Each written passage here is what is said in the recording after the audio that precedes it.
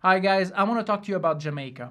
I don't care if you're stopping for 2-3 days on a trip, if you're staying there for 1 week in a resort, or if you're gonna go move there for business, for work, for whatever, you need to watch this video. You need to understand what we know here. We lived on the island for 18 months. We live in absolute luxury there in Kingston at the top of the hill in a magnificent house with a beautiful view, a private pool. My daughter was going to the best school at $30,000 a year. Okay, and I'm gonna tell you this in addition. If you watch my video about being a member of Hard Rock, I'm an Hall of Fame at Hard Rock with $500,000 invested in there, okay? And I have the best bloody benefit you can ever hope to have in a resort. And if the owners of Hard Rock are calling me today to say, Mario, I'm gonna send you there, first class, private jet, whatever, and you're gonna stay 2 weeks on the island, and I'm gonna pay for everything for you, I will not go. My family as a whole will never step foot on the island of Jamaica again. Okay, my daughter is 9 years old today, and if you ask her, would you ever want to go back to Jamaica? She will say, never, no way. Okay, why? I want to tell you this in this video before you go there. If you still have this kind of like pink glasses about the island and blue lagoon and beautiful place, yeah, on a physical place, you know, like if you're talking the beaches and stuff, yes, Jamaica is great. If you're talking about everything else, I will go to Iraq, and I've been. I will go to Afghanistan, and I've been there before I go back on the island of Jamaica. Okay, my daughter was bitten by a dog on Jamaica. My daughter was also stung in the face. My wife was attacked. She defended herself. She's a small little 110 pounds, fully wet, okay, girl, and she managed to defend herself against a 6-foot-tall Jamaican, okay, when he attacked her. I was almost carjacked. We moved literally to 9 different countries and visited 60, okay? And I would never go back to Jamaica. Let me tell you why. Okay, first of all, the heat. Now, that's not a problem. We've lived in warmer countries. We lived in Africa. We lived in Philippines. It's warmer than Jamaica or close enough. But over there, you had the AC. Jamaica has the most expensive electricity in the world.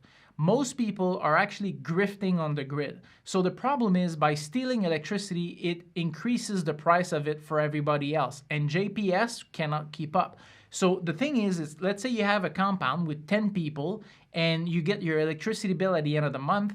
The truth is, if somebody grift to your electricity, you will have to pay, even if you're not the one responsible, even if it's your neighbor, even if it's like somebody that steals the grid from that pack of 10 neighbors, you will have to pay. They will see, okay, you're supposed to pay $800 electricity a month, and I'm not joking, this is what we were paying in the summer, okay? And somebody steal $100 of electricity, they're gonna distribute that to everybody, so you're gonna pay the difference. It's absolutely that crazy. The second thing is the food. Food on the island is super expensive, and as the island is extremely dangerous, the UN does not allow us, or the embassies don't allow you to go buy the food with the locals. Now, you may not have better quality with the local anyway, but at the supermarket, it looks like after a zombie apocalypse. I'm not joking. Most of the time, the fruit is either rotten or it's very bad. They don't remove the food from like you would have, let's say in Montreal, for example, they would remove the food the second the food doesn't look nice or is not great. Over there, even if it's rotten, they're gonna leave it there, okay? Because people are still buying it and at extremely high price. Now, we didn't pay taxes on the island, so I could bring my BMW there and not pay a dime, and I also could, didn't pay anything like when I was importing stuff, so I bought a $1,000 set of cameras. No problem, I don't pay taxes. But if you have to, 65% import tax. You bring a laptop that's $2,000, you're gonna pay $3,000 for that laptop. This is a huge issue on the island, and you're gonna be constantly searched when you land as well. So if you think that you're gonna just fly in, you're gonna have some issues, you won't be able to do that. Now, another big issue you have in Jamaica is micro theft. Now, I'm not talking about this jokey video of, wow, this is my maid, she steal bread that I made, okay, whatever.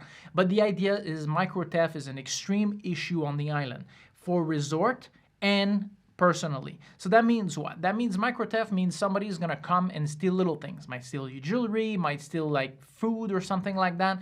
or will steal, let's say like my maid used to steal rice or steal peanuts or cashew nuts or something like that. So if it's $30 a kilo on the island, she might just steal half a kilo, and then you realize that, oh, did we eat that much? No, the maid's stealing it. Okay, that happened tremendously. My daughter's toys, crazy how many toys she lost, okay? All the time they were stealing things. This is incredible. Another thing that's also a big issue is nannies and maids, okay? We actually went through maids, through agencies and personally like crazy until we brought a Filipina in. For nannies, the locals are hiring Filipinos because they don't even trust their own Jamaican neighbors to actually take care of their own kids. Okay, this is a big issue as well on the island. Staffing is an extreme issue on the island, in my opinion, in my experience. Okay, and I'm not just talking about maids here. For example, I had my kid that was being brought to school by the school bus. At one point, it was too much detour and it took too long, so I decided to hire a private transportation. Well, the guy did a good job for a few weeks, and then after that, he never showed up. 3 weeks later, he comes back. And I'm like, why are you here now? I had to hire someone else, or I had to drive her to school myself. Oh, me no more money, man. I have money now, no money. So I need work. And he just come back like this, okay? And it's exactly what happened to a bunch of friends of mine. Okay, the staff just like quit without telling you. They come back months later. It's just... Anyway, super tough, and you really have issues hiring foreigners. The Chinese can do it because they invest the money on the island, but they are bringing Chinese from China to do construction because they cannot rely on the Jamaican. Same thing with the maids, same thing with the nannies. That's tough. And that also impacts resort and your service when you go there. So that's why when people ask me, should I go to a resort in Mexico or Jamaica? That's not even a question. Go to Mexico. The other problem is also soon come. This is the thing that as a Canadian, actually, I was going crazy.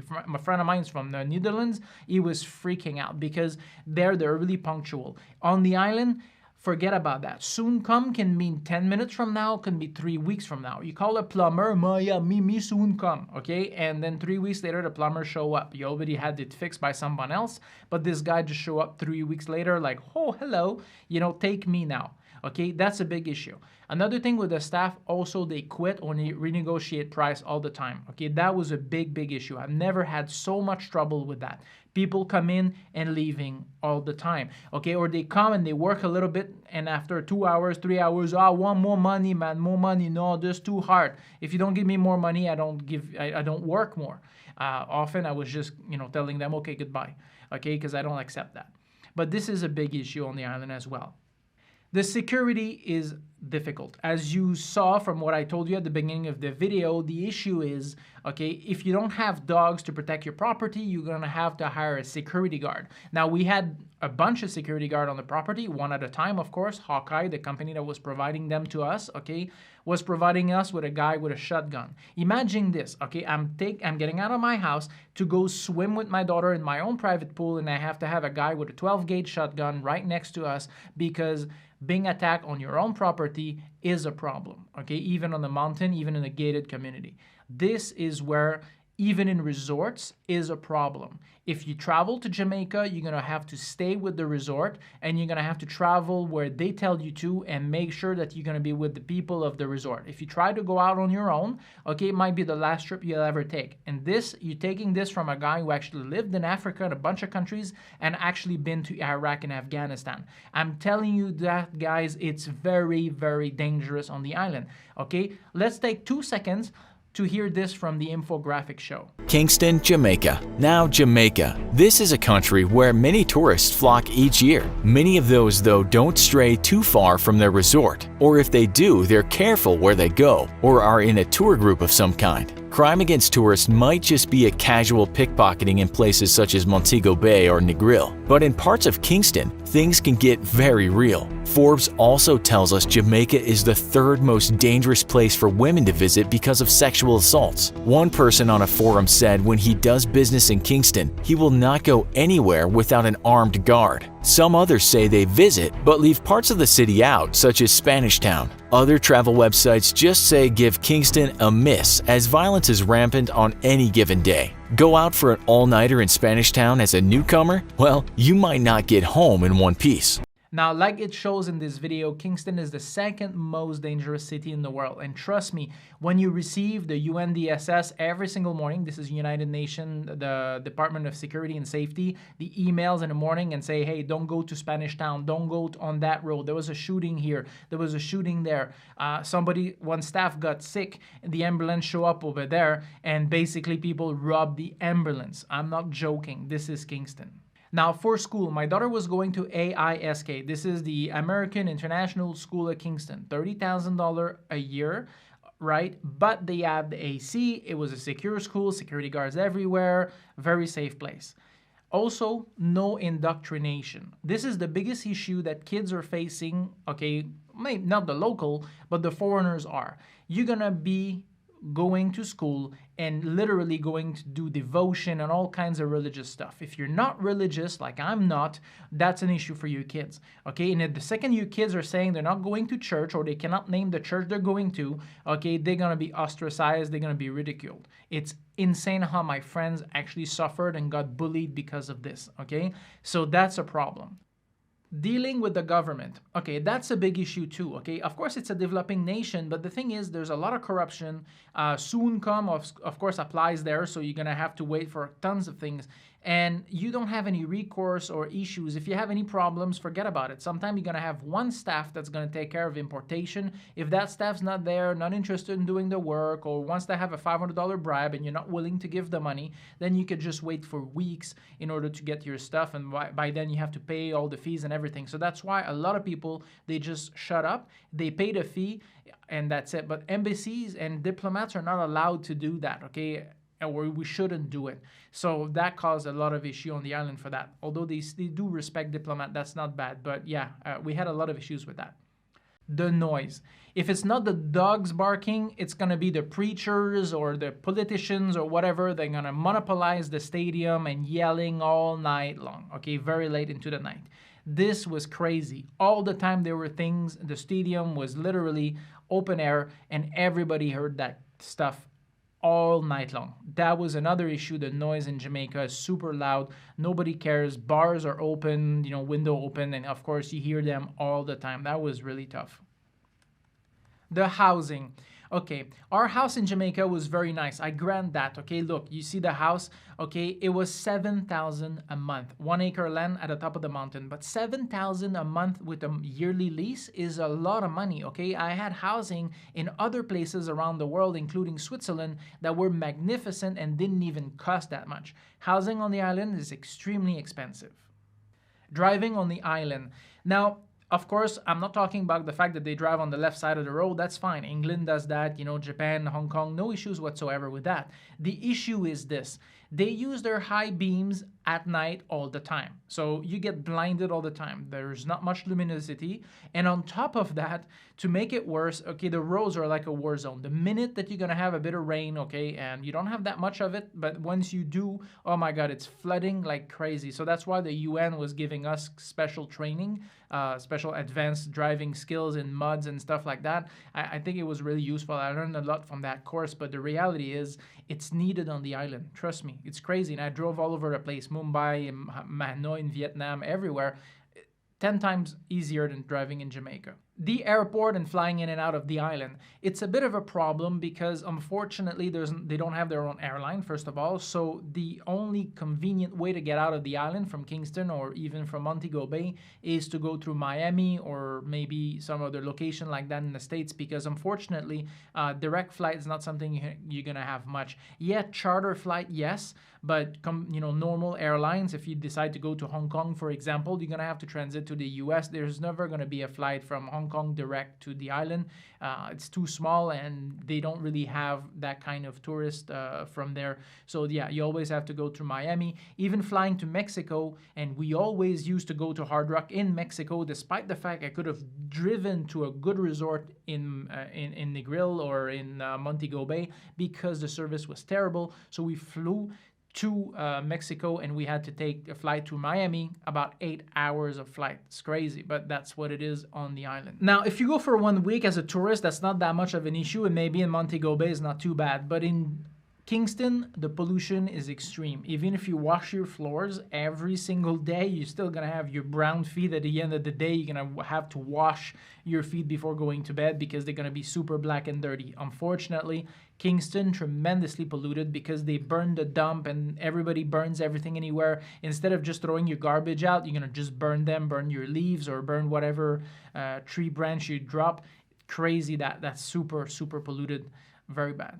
Dealing with businesses in Jamaica could be very tough as well, okay? Not just the slowness and stuff like that, but also the lies and the deceit and the theft, okay? I'm gonna give you a perfect example. When we arrived, they told us that we had to give $2,000 to guarantee the return of the container to the port, okay? Even though it was their own trucker and it's not like I can just steal a container. But apparently Jamaican do steal containers a lot, okay? They use them for housing and stuff like that.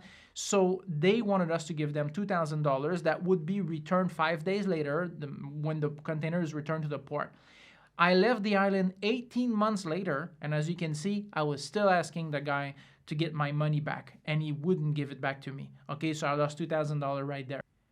So micro theft with the maid or huge theft by companies, you know, this is a standard on the island. And a lot of my friends, since they want to do business with these people, again, because they don't have a choice, they have their businesses, they need to continue doing business with these people. There's not 50 companies that can import stuff on the island. They will see this as a fee for transaction or something like that, and that's it. They'll shut up about it because they don't have a choice. So they just increase the price for the people, and that's why everything's expensive on the island. You steal from me, I'm gonna have to basically turn around and steal from someone else or increase the price, otherwise I'll go bankrupt. And this is standard on the island of Jamaica, sadly. ATM and point-of-sale terminals when you buy stuff. I mean, half the time they don't work or they don't have the right standard. And I even asked a banker once, I said, are you giving massages when you go to the ATM? Because damn it, why do they take 20 minutes just to withdraw some money? It takes me like 30 seconds to get to the ATM, put my card, put my PIN, withdraw $100. Why do they take a lot of time? Well, I don't know if they're slow in everything they do. They don't understand how ATM works, but man, it's going to the ATM or going to buy something. It's very tough on the island with debit card and credit cards. I recommend that you bring cash. That's it. It's a cash economy. Bring cash. That at least they understand. Now, water shortage is a huge issue on the island. Okay, that's why we had huge tanks at the back. So I think it's like 4,000 liter each. So 8,000 liters for both tanks, and that's something you must have, okay? Because otherwise you're gonna run out of water very often, and if you don't have a backup, and then you're screwed. At least with that, it was probably 2 months worth if you ration. Electricity, same thing. Although we paid a fortune in electricity, we had to rely on the generator sometimes because the electricity shut off for no reason.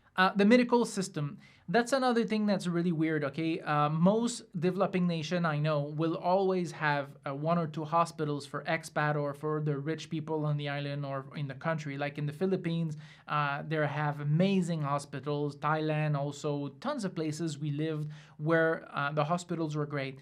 In Jamaica, not so much. It's all small little clinics open whenever.